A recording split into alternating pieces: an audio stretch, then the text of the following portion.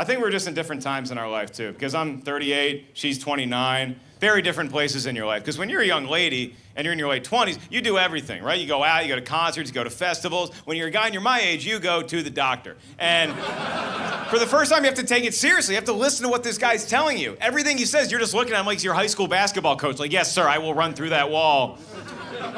I went to a naturopathic doctor. Naturopathic is Latin for does not take health insurance. And got everything looked at head to toe, got the plumbing checked out. My test results came back. My doctor informed me that I'm in danger of having low testosterone, which you hear and you want to get pissed off, you just do not have the energy. It ain't there, so what upset me is afterwards, my doctor sat me down and he said, Mark, you have to accept the fact that you're approaching the end of your sexual peak. And I was like, that was my sexual peak? That's as good as it gets? Because when you're a kid, you hear one day you're gonna have a sexual peak. And in our heads, we're thinking, man, I'm gonna be on the top of a mountain.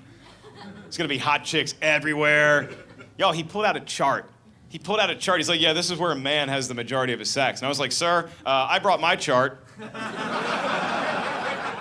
No such mountain. I didn't have a sexual peak, it was just a long canyon.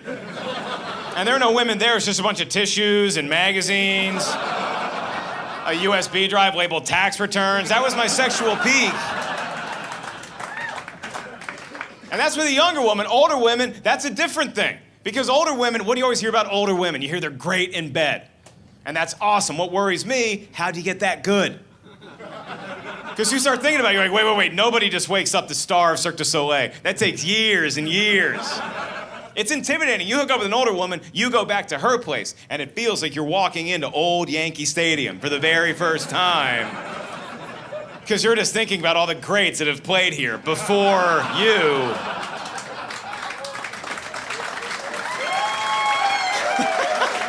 She's got jerseys retired in her living room. Sign above her bedroom door says, play like a champion today, and you're like, eh.